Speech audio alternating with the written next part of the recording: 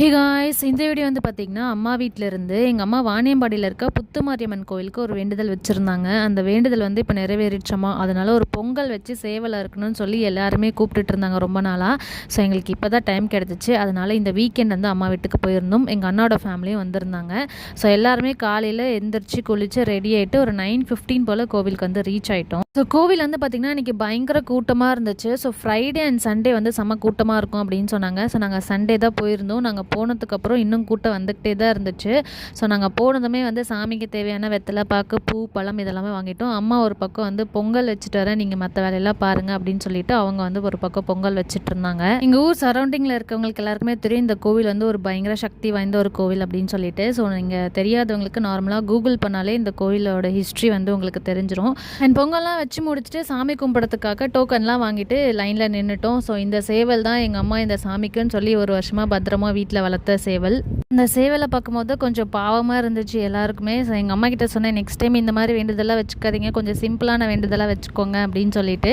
அப்புறம் சேவல் வந்து அறுக்கிறதுக்கு தனியாக ஒரு இடம் வச்சுருந்தாங்களா, அங்கே போய் டோக்கன்லாம் கொடுத்துட்டு அப்பாவும் ஜெகதீஷும் அந்த வேலையை பார்த்துட்டு இருந்தாங்க. நாங்கள் வந்து சாமியெல்லாம் கும்பிட்டுட்டு அப்புறம் வெயிட் பண்ணிகிட்டு இருந்தோம். ஒரு 11 o'clock போல் எல்லா வேலையும் முடிச்சுட்டு வீட்டுக்கு வந்து கிளம்பிட்டோம். வீட்டுக்குள்ள எங்களோட மாங்காய் தோப்பில் வச்சு சமைக்கலாம்னு சொல்லிட்டு அங்கே போயிட்டோம். நாங்கள் என் தோட்டத்தில் இந்த மாதிரி விறகடுப்பில் வச்சு சமைக்கணும்னு சொல்லி ரொம்ப நாளாக கேட்டுகிட்டே இருந்தேன். ஸோ அது வீட்டில் வந்து பார்த்திங்கன்னா அந்த அளவுக்கு கன்வீனியண்ட்டாக இருக்காது. தேவையான திங்ஸ் எல்லாமே எடுத்துகிட்டு போகணும், ஒன்று விட்டுட்டு போயிட்டா கூட அது நல்லா இருக்காது அப்படி இப்படின்னே சொல்லி இவ்வளோ நாள் ஓட்டிட்டாங்க.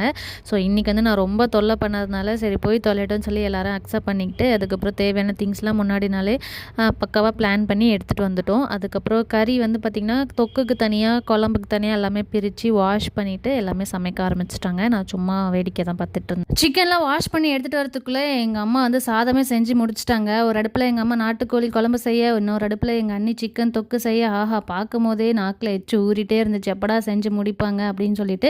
ஜெகதீஷ்க்கு வழக்கம் போல் ப்ரொடக்ஷன் இஷ்யூ வந்துடுச்சு. அவர் லேப்டாப் ஓப்பன் பண்ணி உட்காந்துட்டாரு. செல்லியாக்கு நம்ம எந்த உலகத்தில் இருக்கோன்னே தெரியல, அவனுக்கு ரொம்ப வித்தியாசமாக இருந்துச்சு. ஒரு பக்கம் தண்ணி குதிச்சு ஓடுது, இன்னொரு பக்கம் மண்ணில் விளையாடிட்டு இருந்தான். அப்புறம் ஜில்லுவை பயங்கரமாக வம்பிழுத்துட்டு அவளை இரிட்டேட் பண்ணிட்டு இருந்தான். அப்புறம் ஒரு வழியாக வந்து சமைச்சு முடிச்சுட்டு இப்போ தான் டேஸ்டிங்க்கு வந்து எங்கள் அம்மா கொடுத்தாங்க. எல்லாம் வெந்துடுச்சா, உப்பு காரெல்லாம் கரெக்டாக இருக்கா பாருங்கள் அப்படின்னு சொல்லிட்டு இந்த சாக்கில் ஆளுக்கு 2 பீஸை சாப்பிட்டோம். ஓகே, எல்லாம் கரெக்டாக இருக்குன்னு சொன்னதும் வாழை மரத்துலேருந்து நல்லா வாழை இலையை அறுத்துட்டு வந்து நல்லா வாஷ் பண்ணிவிட்டு பாயை விரித்து போட்டு அப்பாட்டா போடுங்கடா அப்படின்னு சொல்லி உட்காந்தாச்சு. டேஸ்ட்டு சொல்லவே வேணாம், விறகு அடுப்பில் நாட்டுக்கோழி குழம்பு டேஸ்ட் எப்படி இருக்கும், சும்மா சூப்பராக இருந்துச்சு. ஸோ எங்கள் அம்மாவுக்கு ஒரே வருத்தம், சின்ன அண்ணா அண்ணி அச்சு இவங்கெல்லாம் விட்டுட்டு சாப்பிட்றோமே அப்படின்ட்டு அவங்க பேர் சொல்லி நாங்களும் நல்லா சாப்பிட்டோம். அவங்களும் இந்த வீடியோ பார்த்தாங்கன்னா கண்டிப்பாக மிஸ் பண்ணுவாங்க. மிஸ் பண்ணிங்கன்னா மறக்காமல் கமெண்ட் பண்ணுங்கள். அதுக்கப்புறம் வழக்கம் போல் எங்கள் அம்மா வந்து மருந்தடிக்காத கீரை எடுத்துகிட்டு போங்கன்ட்டு எல்லாருக்கும் கொஞ்சம் கொஞ்சம் கொடுத்து விட்டாங்க. வாங்கிட்டு வந்து